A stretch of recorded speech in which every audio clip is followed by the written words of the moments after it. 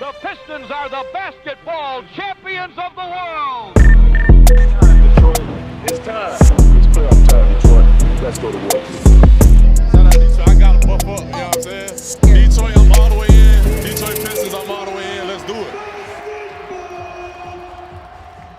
Welcome to the Buffs on podcast. Best POD in the 313. I am Gabriel, hosting tonight.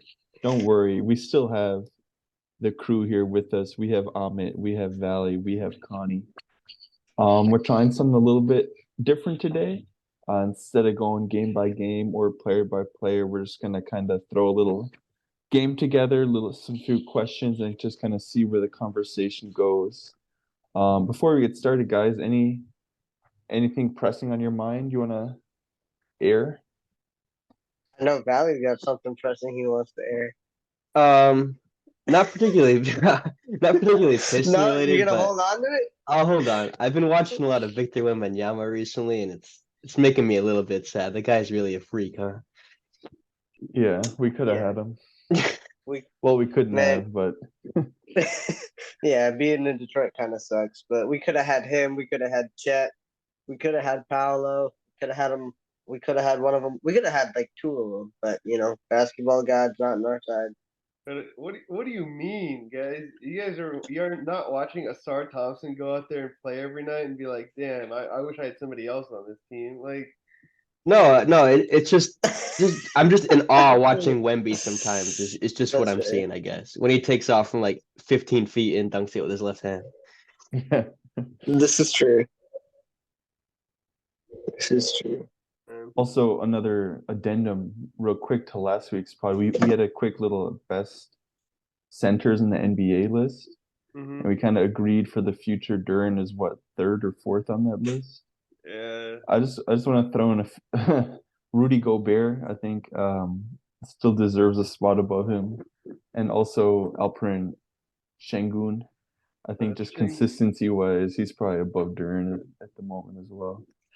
I mean, everything Sengun does is something we think that Duran will be able to do. He's not as big as Şengün, I think. Yeah. This is true too. But yeah, Rudy Gobert, I mean, he's a regular season guy.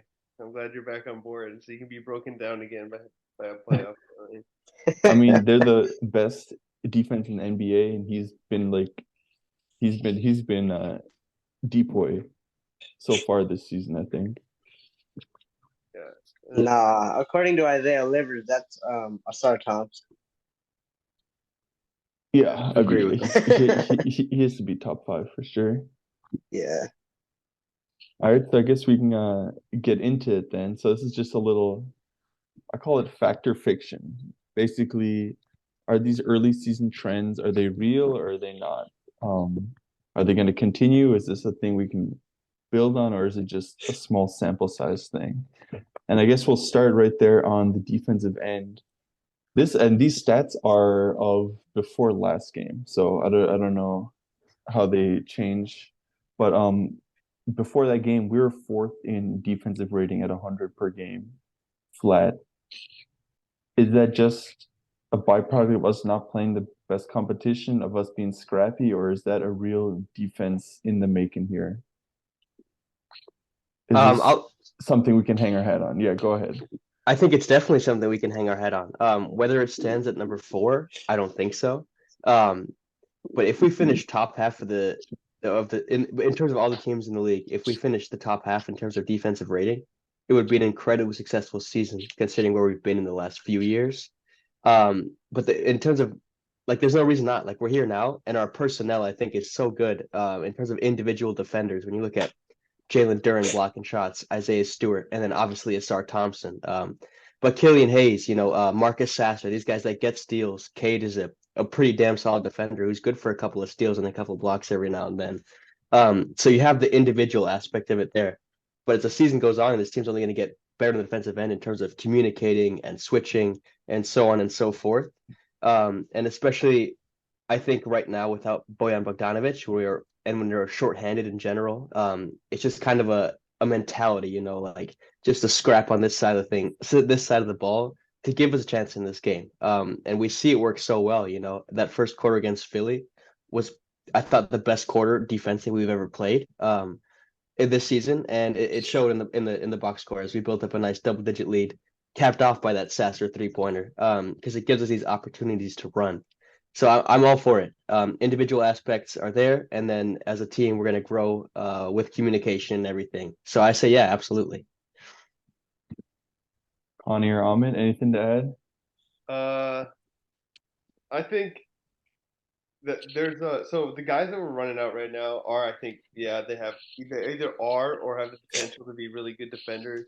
I think Hayes is a good defender. I think Stu is a good defender. I think Asar is an outstanding defender. But some of these guys, when this team gets back to healthy, and this team's like half healthy right now, or half of our rotation is just sitting on the sideline with one thing or another. Those guys sitting on the sideline aren't exactly defensive lockdown. Like Bogdanovich is going to get big minutes. Morris is going to get big minutes, or at least like significant minutes. And those guys are offensive upgrades, but defensive downgrades to the guys that are on the court right now. And so I just wonder if there's like an element of like sacrifice that they're gonna have to make. Like we're gonna have to put less defensive playmakers out there so that we can have some offensive playmakers out there. And so I could see this maybe falling a little bit. Yeah, I'd have to agree with you there.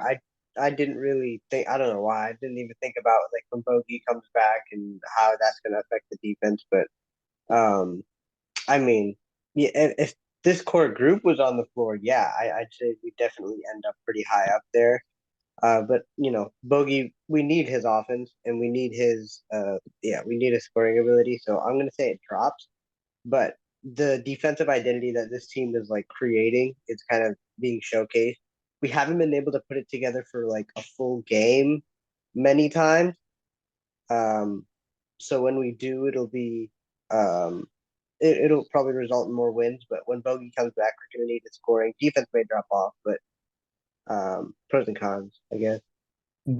What's the measuring stick for that though? Like, say everybody's back. Is it like top 15 defense is the measuring stick, top 20, or like what would identify as a successful season? You know, in terms of the defensive side of things.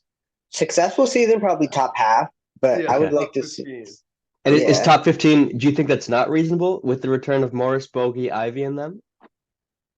I think it I think is. it's yeah. I Yeah. just think it's not because I mean maybe it's not always because we're better than everybody else, but maybe it's because everybody else not a top 15 level defense, if that makes sense.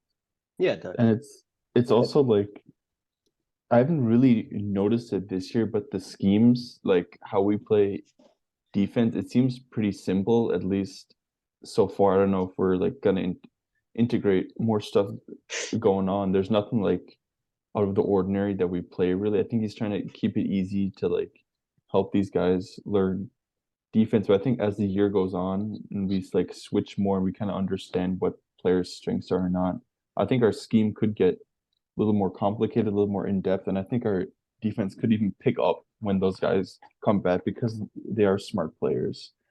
Sometimes even if you're not like the most explosive or like longest wingspan, if you're just smart, it helps the team as a whole play defense together. Do you happen to have the other teams that are above us on that list, Gabe? Minnesota's first. No, not right now, but I'll pull it up for the next question. Sweet. I guess we'll stick at the defensive line. Do you think Asar's all defense level of defense will stay where it is, or do you think teams will start to learn his tendencies and he kind of hits that rookie wall on the defensive end? I don't think he hits a wall. Go ahead. Yeah, I don't think he hits a wall either. I think he has all of the tools. Like you can't really figure out tools, right? Like, hey, I know that he's gonna jump up and be able to get to this shot. I know that this is gonna happen, but like, what are you really gonna do about it? You can't strategize that away. The other thing is that I think he doesn't play like a gimmicky defense. Like he's not like selling out on things. He's not like taking advantage of somebody sleeping on what he does. He plays a very like just upright smart, like controlling type of defense. I think that some of the better scoring guards in the league have figured some stuff about him where he puts his hands on people a little bit. I think he's some people have figured out that you can draw fouls on him, and when he gets a little handsy, he gets a little too up close.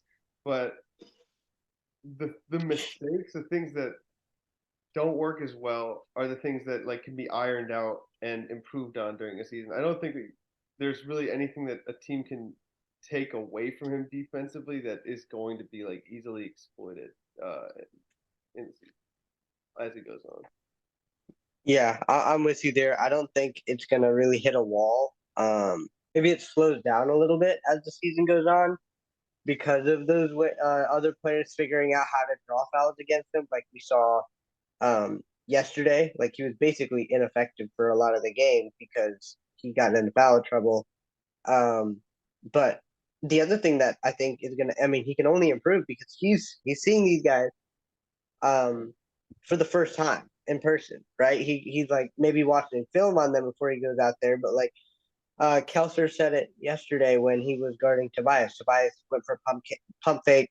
Asar jumped, and Asar's gonna learn as he like grows and plays these guys more and more often that he's not gonna jump on that pump fake. So maybe you get him once, but it's kind of gonna be like a fool me once, shame on you. Fool me twice, shame on me. And Asar seems like a guy from everything that I've read and heard that he's not really like a shame on me kind of guy. He's really hard on himself, so he's gonna try not to make the same mistake twice. So I think he's gonna continue this level of defense. Even over the course of a game, you kind of see that evolve. I remember specifically that Bulls game where he jumped a few times early on DeRozan, and then towards the end of the game, he was just staying down, hand up. So yeah, to your point, he's a quick learner. And this is just a point to how fast these stats change. Pistons are now 18th in defensive rating. Yeah. Timberwolves are first, Knicks number 2, Boston 3, Philly 4, and Orlando at 5. I think we can overtake at least like close. one of those teams. Yeah, like we're behind Phoenix right now, like I think over the course of the year that's gonna completely change. And specifically about that game, Phoenix, I thought that was the first game where our defense was just bad. Like we were slow, we were sloppy. Eric Gordon got to the rim every time he wanted. Ooh, that was bad. I think Asar, like immediately when he came in, he had that huge block, and like yeah, that was just the worst defense and like a mentality that I saw this year from us. Yeah, and also just one more on the defense. If I'll go back to it for no reason, but the defensive rating might improve even if the defense isn't as good because the offense is going to be better, and the better your offense is, the harder it is for teams to get into like fast break, just running down easy buckets sort of situations. So if the offense improves and becomes more efficient, the defense, at least in like the numbers on the defensive end, will also improve.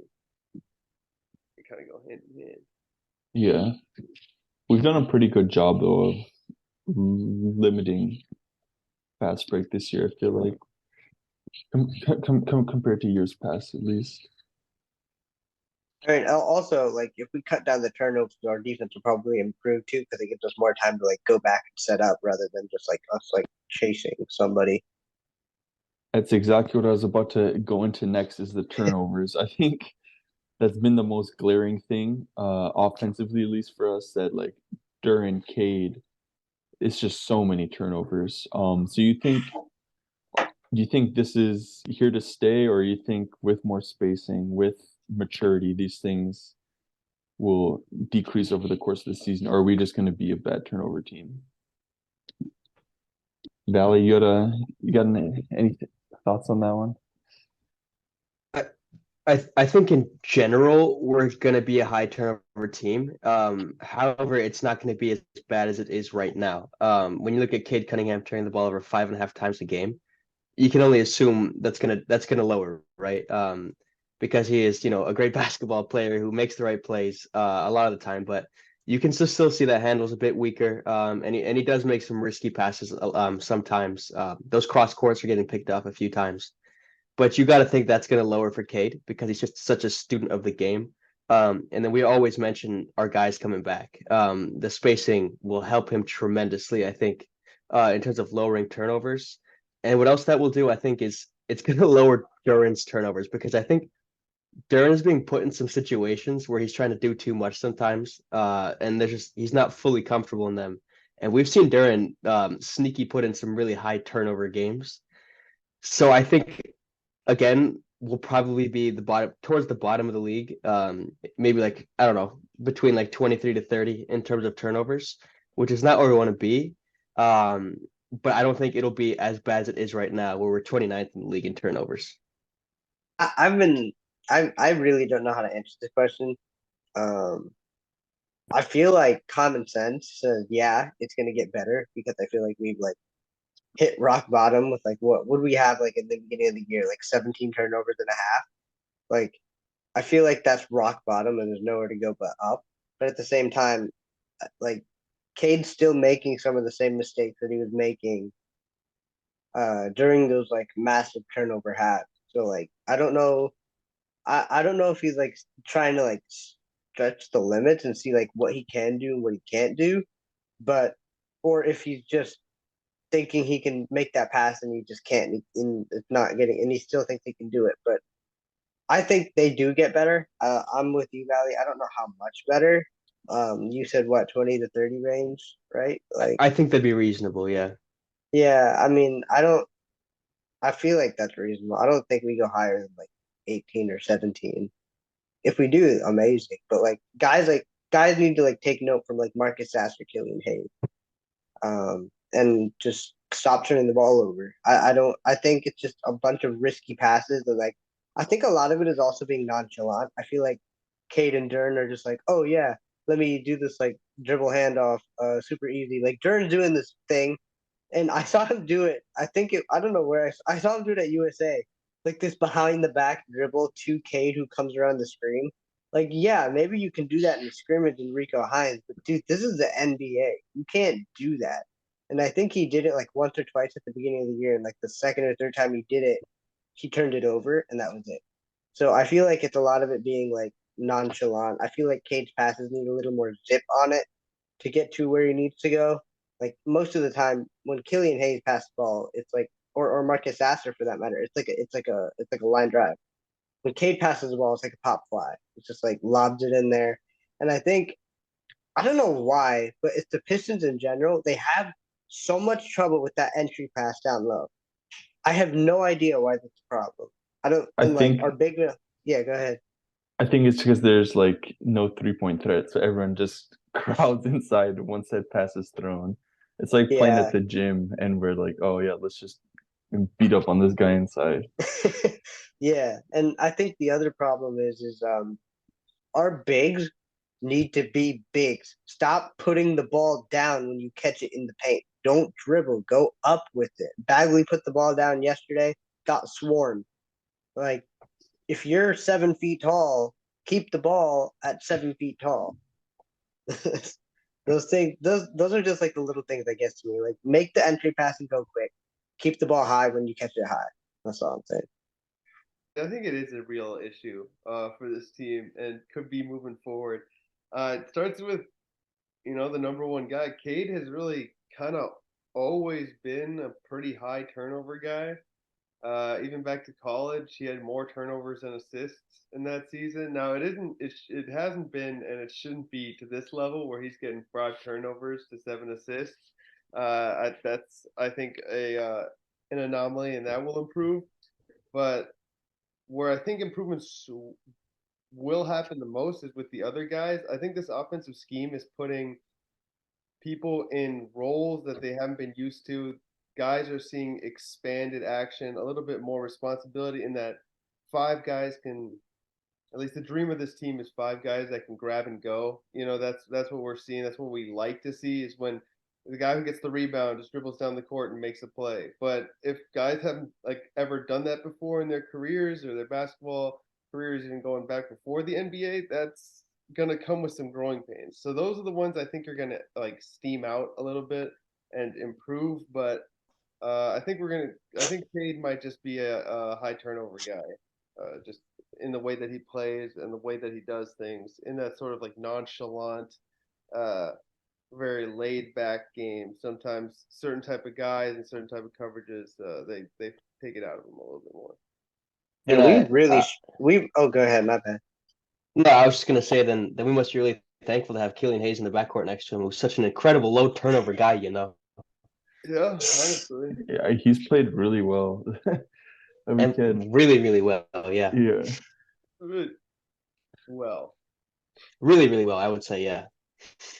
I mean, for his last game might be for his standards, really, really well. I would say 16, 4, and 6 on 50, 40, 87 in his last 5 is really well. Especially considering 0.6 like, turnovers per like game, I would solid say. role player numbers. I would say it's yeah, okay. I think it's really, really well. Really good. So you think if this is not just hot shooting right now, or getting a bit lucky, or is this more regression to the mean? Do you think him starting is a trend that's gonna continue, or once our guys come back, once Ivy works himself into shape again, do you think Killian is gonna be coming off that bench? I think he's more than earned that starting spot right now, and Monty Williams has that trust in him. Monty even said that he's been our most consistent player this season. And That's a joke. After every single game, man, that was a quite that. What was a joke? He's been the most consistent player. Well, He didn't score for like the first week. He had that one stinker. He had 2 stinkers at the start, but since then it's been really good. And I just mentioned those last 5 per game. Is he going to shoot 50, 40, 87? No.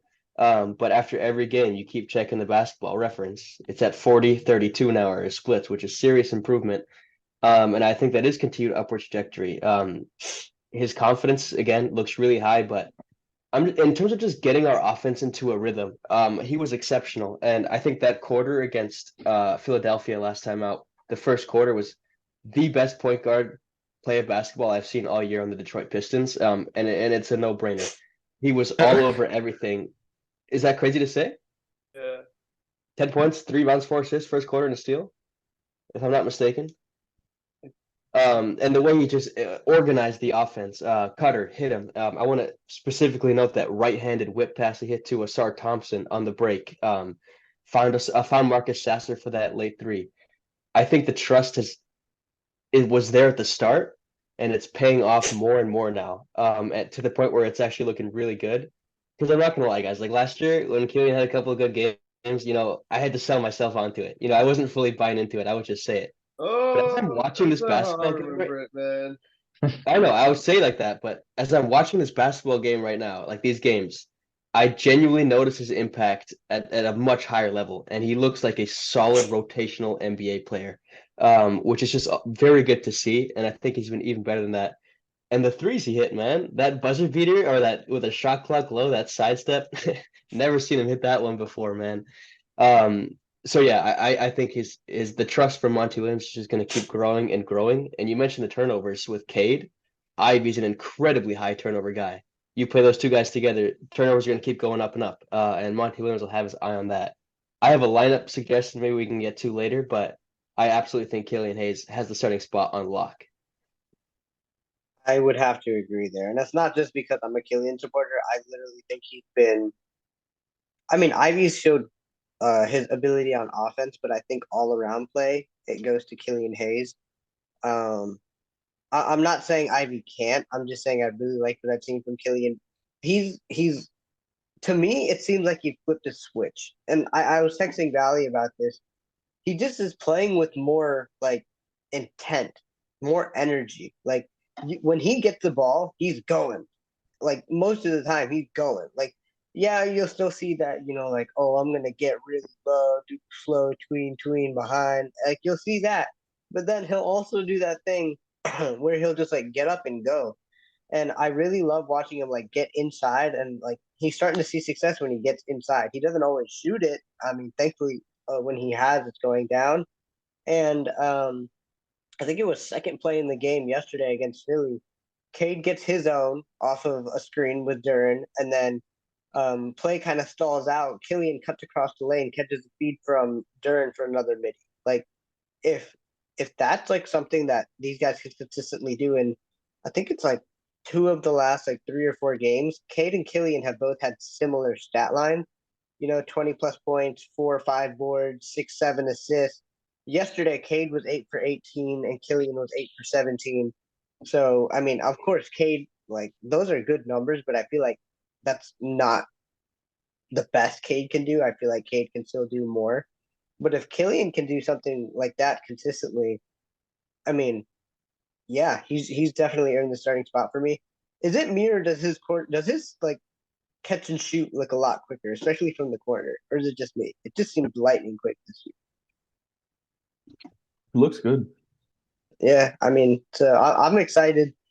I'm always excited to see Killian play because I've put so much of my faith in him. But to see that success paying off in a new system with a new head coach, and I love that he's going right now. I don't know how many times he went right yesterday. Like it's just so refreshing that not Jalen Duren, James Wiseman, Marvin Bagley are setting up on the right side. And he's telling him, no, go on the right side, right side. He's calling for the right-handed screen. He's getting confidence going to his right hand. I'd like him to finish with his right hand a little bit more. He caught that pass from Sasser when he was like literally nobody in front of him, and he still went left hand, right side. I'm like, come on, man. Like just like right hand. But as long as he can dribble right and at least be a threat to go right, I'm for it. Because teams last year and I think at the beginning of this year were icing him to his left side, and it was kind of hurting him. But I love what I've seen from Killian this far, and I do think he's safe in the starting spot. Okay, we've heard the two Killian truthers. Yeah. Connie, as a fellow hater, do you have a different opinion? I mean, he hasn't been bad. He's been hitting the shots. I don't like the teams still don't respect him. The shots that he takes are very wide open and easy, and they are still 32%, sub 50% from 2-point range. My biggest gripe with him is that at least on the offensive end, I don't think he makes anybody else better. It kind of to me he plays for himself, but he doesn't cut a lot, I've noticed. Like if you Cade think has he the plays ball, for himself? yeah, he plays for himself. Yeah. I don't know. I don't know. I could definitely see where you said that in the past, but when I like specifically, I'm dating back to this game against Philadelphia again. When he gets in his little own world where he's going tween behind the back link for that midi fadeaway, but he hit Jared Rhoden on a nice backdoor cut for a slam. Another play, it was his first make of the game. That off ball movement, I think he's becoming more aware how to be impactful and help his teammates out, of course. And I don't see that. I think he's always been a team first guy. I don't see that at all. I also think that his lack of cutting is also like due to the fact that like of the spacing that we have talked about, and maybe it's in his head like, oh, I need to be able to be out here and hit this shot, so I'm not going to move from here because I need to give Cade room to operate. That maybe that could be some of it too, because we've seen in the past that he knows how to cut, he knows how to get the ball. Like there's been plays even going back to his first year with Cade where he's cut back door and Cade hit him. So I think he knows how to do it. I think he's just so focused on being an outside threat to space the floor for Cade that he's not doing it. And yeah, I mean, right now is during the 2 week stretch where he plays well is prime time to talk about how good Killian Hayes is. Oh yeah, I mean we're reaching our limit on the 2 weeks. So can he continue it like for the future? We'll have to see. I almost wanted to send out the apology forms again, but I decided to hold off until the next time we record. The next time we record. That's how confident I am. Then I'll send out the apology forms. Okay, so he's gonna have to face the Bulls. He's gonna have to face the Hawks, and he's gonna have to face the Cavs. He's gonna be on a few games, right? Yeah, he's already been ruled out for tomorrow. Yeah. And then Burks and Ivy were bumped up to questionable. So whatever that means. We really need Burks. I can't wait for him to come back. And I don't think we've touched on it yet. How'd you guys like that court? The red down stripe, gray on the sides. I kind of liked it. I kind of liked the gray court idea. I'm not a fan of like our regular court. Um I like the paint to have more color. You know what I mean? Like I don't like Yeah. how our court and Denver's court is just lines everywhere. I like a little bit of color down there. But that's just me personally. And I like the look of gray. It's a little easier on the eyes to me. It's not as bright of a color. I like darker colors, so the gray kind of looks cool. I kind of wish they did like red and black and like we had like red jerseys I on or do too. something. I That's think what that I would was pop thinking. more. Yeah. Yeah, I thought, and like, yeah, a skull with like a red jersey just seems nice. But I get what they tried to do. But I think we'll have red alternates next year because it'll kind of be like the 20-year anniversary for the going to work team. So hopefully to honor them, they'll do some sort of red jersey. That would be nice. Yeah. All right, But moving on. Anything else? oh, I was just gonna say, like, how you guys feeling about the jerseys now? You've seen them in action a few times. I don't mind them. I kind of like it. I like the jerseys. Yeah. Yeah. I think it's nothing crazy, but I do like them. Yeah. Moving on then. I don't know if you guys heard, but Windhorst said there's been some whispers from scouts that Marcus Sasser is actually the second best guard in Detroit, and that's how we feel about it.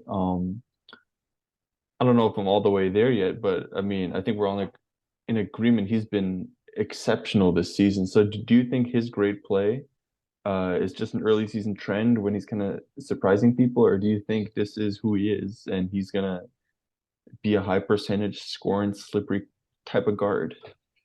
Marcus Sasser's a bucket. Anyone else can go. That's all I gotta say. Marcus Sasser's a bucket.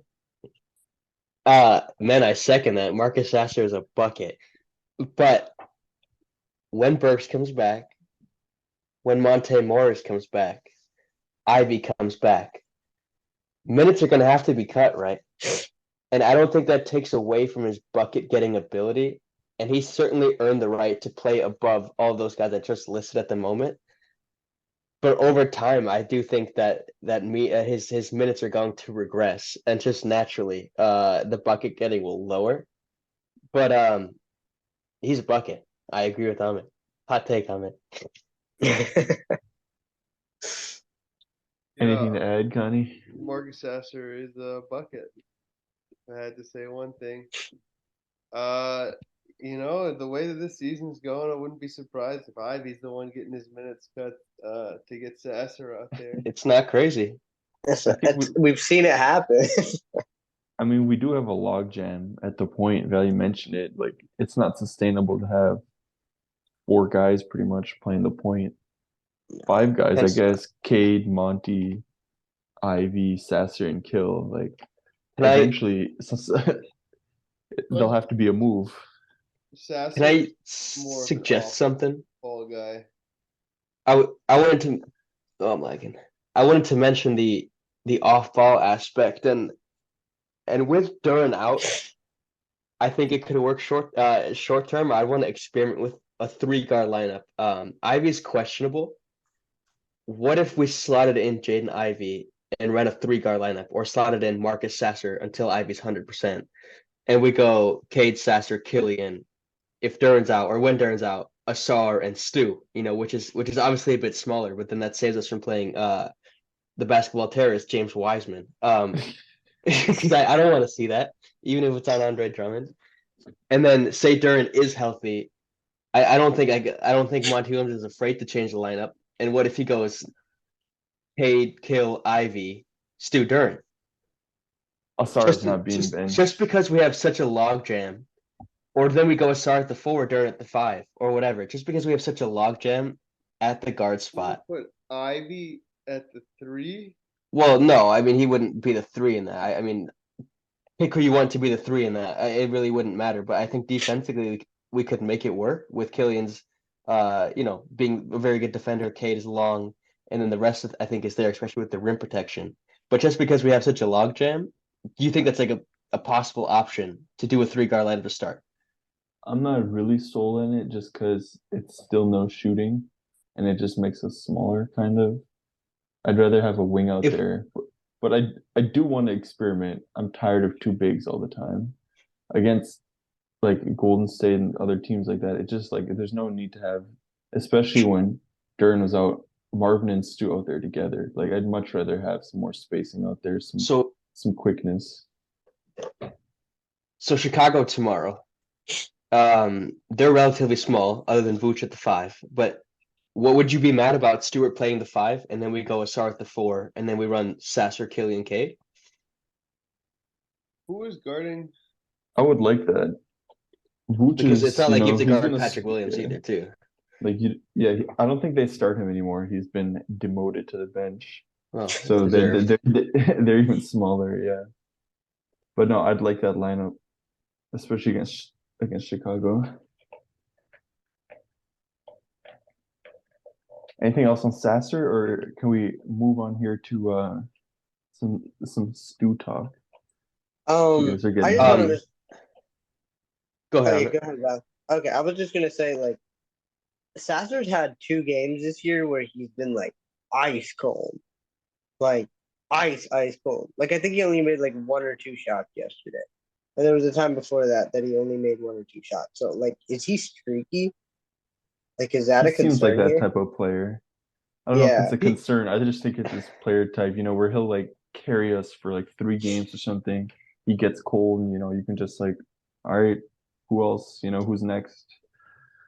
yeah. I feel like, I mean, man, if he was Marcus Sasser yesterday, we win that game. Like, he was like 1 for 8 when I checked, and we only lost by 8. Marcus Sasser can go 3 for 4 from deep in a millisecond. So, like, I feel like if he was hot yesterday, we would have won that game. And Just I saying. just want to touch on the fact that he's shooting 50% from the field, 44% from deep, and 100% from the line, and has a PR of 17. That's all I wanted to say, just to solidify that he is a bucket. Yeah, he's a bucket. We're gonna get Another shirts. thing, Marcus Sasser the bucket. another thing I really like about him is that like mid-range game he has a little floater. I I noticed kind of love that. Cade doesn't really have that little close range shot. I felt, on the side he has that bank shot that he does, but he doesn't really have a close range shot like Sasser does. And I thought it was pretty obvious, especially against Embiid's drop, where like that shot was there, but it's not his shot. He either left it way short or he didn't even take it. So that's another thing I want to see Cade kind of work on there to make his scoring more well-rounded. Yeah, he's got like a cold spot in between like the rim and like the free throw line, where like sometimes he'll just like leave shots short or brick them every time in that range. But if he's Yeah. outside that range, it's like money. What's his 3-point percentage so far this year? Anyone have it up? I don't think he hasn't made a three or like he hasn't Who? Cade. Cade? What's been nice though, even though when he's gone, like ice 31.8. Yeah, it's not 31.8. very good. But I It's mean, not even very good at him all. being ice cold from three, he's still been effective. Like we've seen games, especially his rookie year, where if that three wasn't dropping, he wasn't really able to do much else. This year, though, he's really good inside. I love his little like left hand that at the rim where it's kind of like catches the defender off guard. I love Mhm. that thing he does. Yeah, I mean, I still think like when we need a bucket, we need to run a play and not just let Cade try to score, because I feel like teams are expecting that and he gets like swallowed up by the defense. But hopefully that changes to be talked about when like Bogey and Burks come back, because like that's hurting us so much right now, because everyone's like, okay, forget Killian Hayes, forget whoever's out there, Asar, forget Stu, forget Duran, like just swarm Cade. If anyone else beats us, they beat us. But like Cade just goes to the rim and gets like his shot swatted a lot late in games. So hopefully that changes. You wanted to talk Stu? Let's talk Stu. Yeah, let's talk some Stu here. He's shooting 42.5% from three. Is this sustainable? Is this who he is? Did he take that leap that preseason we hope, can he shoot 38%? And now he's clearing that by 5 whole percent. Is this who he is? Connie, get us started here. I don't know if this is who he is. I don't know if he's a plus 40% 3-point shooter. He is a shooter. He's a shooter for sure. he's hitting some shots. I think teams are starting to throw a little bit more his way when he gets the ball on the 3-point line, which is what's really important about it. But what's big to me is that it is up to 4 3-pointers a game. I just want him to shoot more.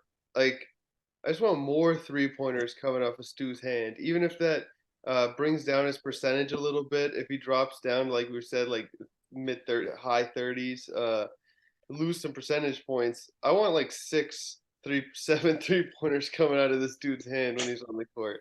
I feel like he's open for that amount of them, and I would really just like him if he chucked him up. I think but to answer the question, yes, I think he's really a shooter. He did miss some key ones in that Bucks game down the stretch. Would have been nice to get one of those from the corner. Yeah. But that's because he didn't take 5 of them before that. He just threes, man. He did hit 2 big ones back to back in that same game, though, in part of that comeback effort. He did. Like, I just want more. Yeah, A bunch of threes. and last week we said the same thing, and I bet next week we'll say the same thing. We want more Isaiah Stewart 3-pointers. I don't know if you guys remember this over the summer. My hot take was Isaiah Stewart will shoot over 40% from deep. So you know where I stand on this. Hell yeah, staying over 40, easy. You still on the 50 win train too? 49, yeah. Oh, 49. Yeah. I'm not giving up. It's too early to give up. It's too early. You're right. No, I'm on board with Stu. I think the other problem is a lot of threes he's taken to this point have been like, I'm the only guy in the gym threes. Yesterday, I think he kind of is earning that respect that you were talking about because I forget, it was late in the game. I think it was Sasser and him on the left wing. And Sasser gave it to Stu, and Embiid was in a deep drop, and he actually rushed out to contest a Stu triple. Stu buried it, but the fact that Embiid showed a little bit of urgency, like, oh, shoot, I got to get out there, is kind of like, oh, okay, he's earning some sort of a reputation as a guy who can knock down shots. So I think he's the shooter. I don't know if he's above 40 yet. But when those shots start to get a little more difficult, when guys are closing out with more intent, when guys are actually like hand in his face trying to stop him from shooting, let's see. But his ability, excuse me, to put the ball on the floor has continued to impress. He needs to get stronger with the handle if he's going to try to back somebody down from the 3-point line. We've seen that a couple of times this year.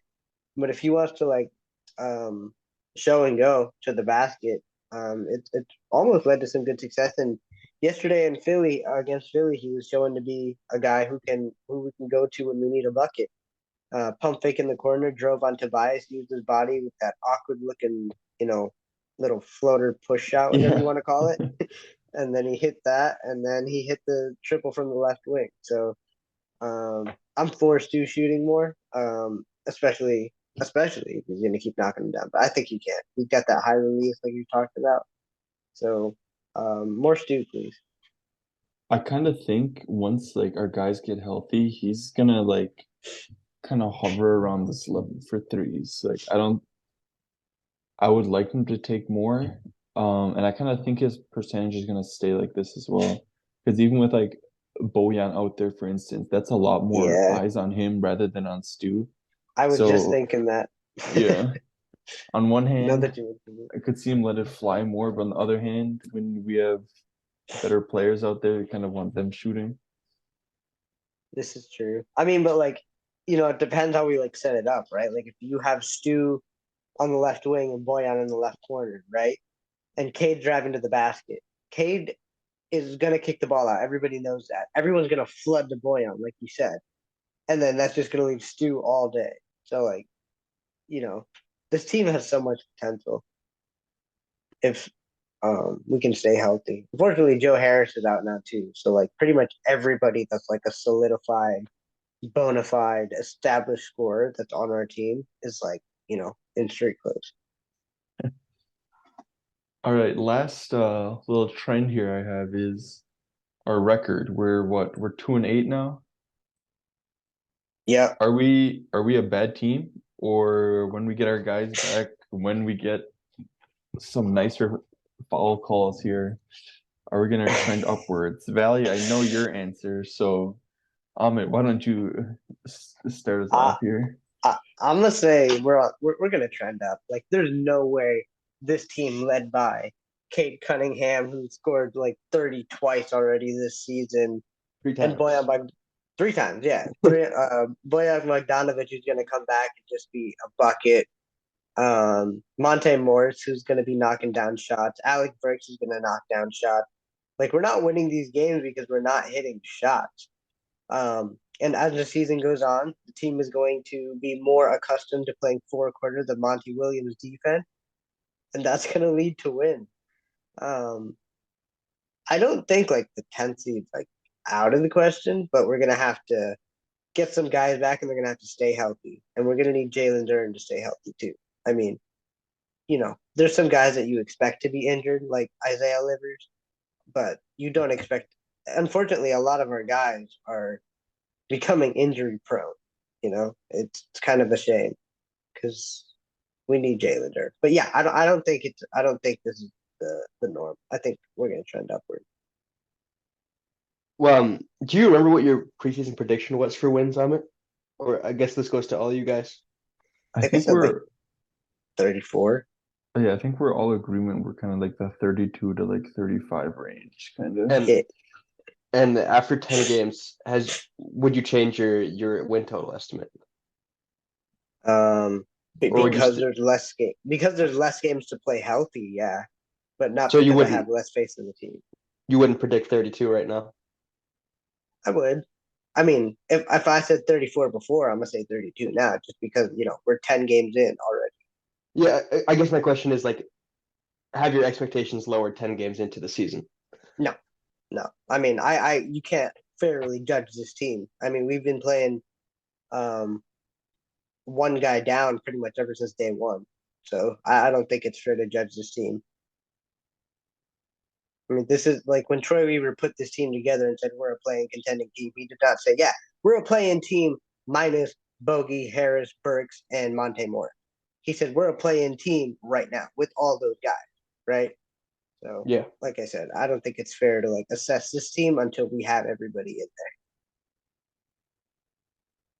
Connie? Yeah, no, fully agree.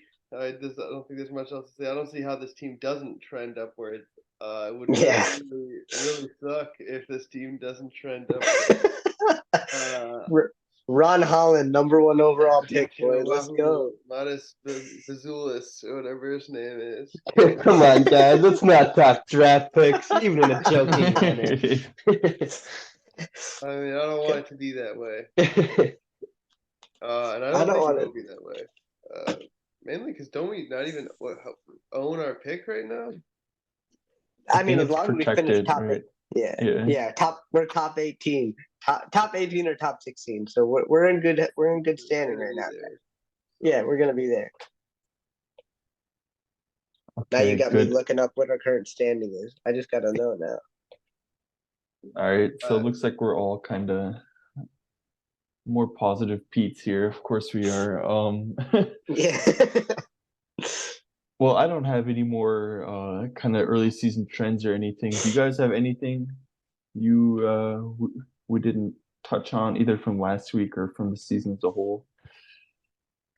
Either of you guys, I got a couple of notes that I'll get to in a second. I'm looking up our record, our standing right now. But Connie, I got a little sidetracked when we were talking about Sasser for some reason. I don't know how I ended up here, but can you guys name the most recent Pistons to wear the jersey number 9 for us?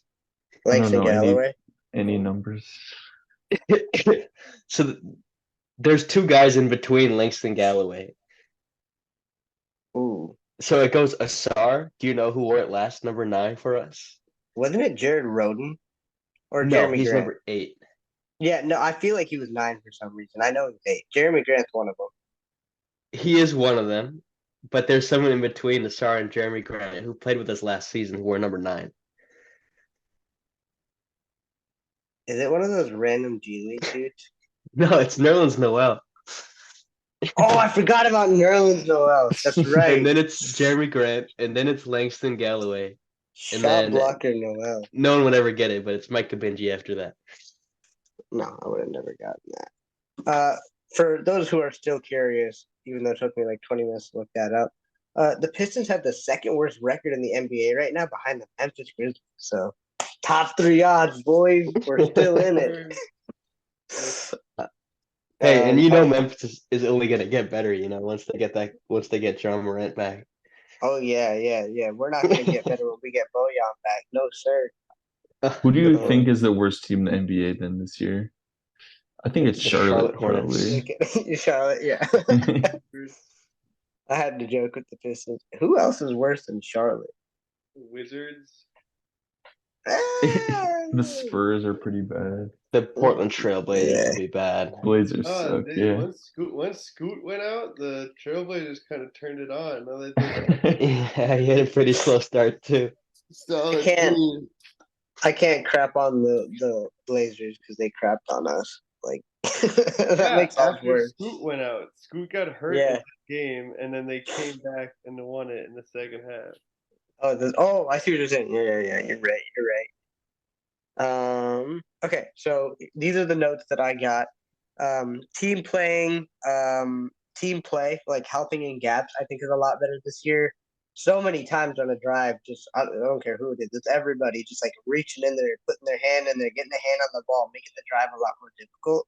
That's led to a lot more misses near the rim, which I think is a lot better for us. Also giving a shot to like guys like Stu or Duran to like block the shot. What else do I got here? Oh, funneling. I think the Pistons have done a good job of that. Like Killian and Sasser work so well together on defense. Like at the aforementioned Hornets, we started off the game by I forget who it was, but Killian was getting taken into the paint, but he held him long enough for Asar Thompson to get into position and just swat the shot. Happened again yesterday. Killian and Asar doing it. During screening for Asar on the layup in transition off that Killian right-handed pass. I was like, dude, Duran didn't even look back. He just like literally set a screen and Asar had an easy layup. And then one more thing. I have a couple more things, but this is the first like section. Oh no, I don't. That was the first section. So you guys have any notes on like helping in gaps, funneling into the paint, or just like the guys like understanding each other overall? Any examples of that? Can't think of anything. I think off the top of my head, no. Okay. Offensively, we do a pretty good job of like switching and like hunting the mismatch, and I think the players kind of are learning. I guess it's kind of offensive system as well as playing with each other, where they'll screen for the right guys in the right order to get Cade that mismatch on whoever, It's like, yeah. But Connie, wasn't that you who said you wish they hunted some people more? Hunted Dame, right? More in that Bucks game for sure. Bucks defense is pretty terrible. What else I got here? Oh, Marvin Bagley using his size on defense. It's just been like yesterday on Embiid, there were like 2 or 3 times where he was able to just use his length to disrupt Embiid. He didn't really like try to block the shot, but he just like got in Embiid's way, and it was just nice to see that he was able to defend an MVP caliber player without fouling and like stop the shot. You guys notice anything from Bagley defensively? On the flip side, though, he got cooked by Bobby Portis. He did. And also, he was way too in the Golden State game. He was way too deep on every screen, and Curry was just wide open coming off. Thompson as well, but he just breaks all his shots. But yeah, he's good versus like bruising bigs, but he's not good versus like spacing and pick and roll defense, I think. But it's an improvement for him. And I do think he's a good backup big, which is think he's improved. Something I'd be saying. I think he's also improved his timing on like weak side blocks against smaller guys. Actually using his verticality and getting up there. I feel like last season he's always like a half second late to those things. I think more and more he's not a half second late. I think his timing on defense has definitely gotten better. Yeah, and I think, like you were saying, Gabe, like he's like been so poor in like pick and roll defense, but his one-on-one defense has been a lot better because he's just playing with physicality. Um, Valley, anything to note on the team defense or Bagley before I move into my last note, which is No, go something ahead. I saw. The last thing I saw was like everyone has been like praising Jalen Duren and his defensive like IQs and how he sees things. And the hardest part about this team right now is we're using guys like Stanley Umude and Jared Roden over guys like Alec Burks and Boyan Bogdanovich. But there was a play yesterday, um, and Duren and Roden were supposed to switch, but Roden didn't switch out top to Embiid, and Duran told him where to go. So like, I just wanted to point out Duran's constant like thinking and noticing like, oh, my teammate's not in the right spot. Let me help him out, and they were able to stifle the possession, even though we had Roden on Embiid up top. I think Embiid handed it off, and we still were able to stop it. But I just wanted to point out Duran's IQ. Anybody notice anything about Duran, and then we can move into our predictions for next week. He No? was he was kept pretty quiet this week. I thought again he played pretty well against the Bucks early, but then they kind of adjusted on the interior, and he does struggle with like if like Brook Lopez is right on him, like Duran can't move him, and he does kind of struggle. Like Connor, you've mentioned this multiple times. He's a bit one-dimensional, which is fine for a 19-year-old. Um, yeah, but if defensively, I thought he played Embiid pretty well. I thought, Yeah. it's Embiid, and he gets those foul calls, and there's nothing you can really do about it.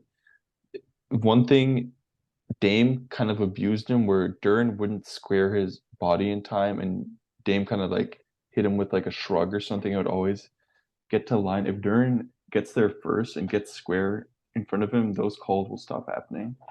So it's partially like a superstar treatment, and also Duran is just out of position still, just a little bit. Makes sense. Makes sense. Any other notes from you, Valley, or Connie, and then we'll take a look at next week. Yeah. One more thing I saw in the Bucks first half, we shot 10% from three. I saw that little stat, and I just thought, come on, bro. Oh yeah, bro. we'll get to our else come this on, week? bro. Oh man, this whole Made week you was a say come that. on, bro moment. And this whole week was a come on, bro moment. Some of those shots that we got to go to the line for, like that. Come on, bro. All right, let's look at next week real quick. We got the Bucks. No, we got the Bucks. We got the Bulls. We got the Hawks, and we got the Cavs. Two in-season tourney games. Pistons already down 0-1. What's the record this week? Can they beat the Bulls without Jalen Duren? We're I'm getting gonna say one. yeah. I'm feeling 2-1 this week. Oh, sorry. Gabe. Ooh. Saying 2-1. Cavs aren't looking too good. Really? You think we lose to the Hawks? Hawks are playing pretty well right now, I think. Yeah, Capella, no Duren. Never mind. I could You're see right. like a 20 free throw game for Trey. Wait, you guys are saying 2-1? I'm saying 1 and 2. Okay. I'll say 1 and 2. Let me get It's time for a win. What was yours, Connie? 0-3. 0-3. All right. So we got one realist, one optimist, and then me and Gabe are just kind of like, please give me a win. Yeah, God, what are we on? 7 games, Clyde? Yep. That's so bad. All right. Any other come on, bro moment from this week? Yeah, it was just it was just one of the offense. Yeah. Against the Bucks. Just every time that lead slowly slipped away in the last couple of minutes, every offensive possession we had that ended empty, or a stupid foul on Dame to get him to the line and stop the clock. Was it this week that we failed to get the ball up the court in 8 seconds? Was that this week? Bro. Yeah. Yeah. That was infuriating. That was against the Bucks, I'm pretty sure. I think you're right, yeah. Like all they lost it. Bro. Come on, bro. Come on, bro. I kind of want to. I don't want to get too deep into this, but I kind of want to come on, bro, Monty Williams for that late Milwaukee execution, and he did himself take blame for that after the game. I think we established a really good lead with Cade off the bench and playing off the ball, and then he had the ball every single possession down the stretch. I think we would have been better off him playing off ball. So come on, bro. Come on, Monty. Come on, bro. Come on, Monty. bro. All right. Any other notes on this past week or this upcoming week before we plead to the basketball gods for a win? Got nothing. All right, Gabe. Well, this was your show. It was all your idea. Close us out, man. Even if we're on a 7-game losing streak here, never forget what we're building. So the future is bright. Keep the Buffs on Detroit. The future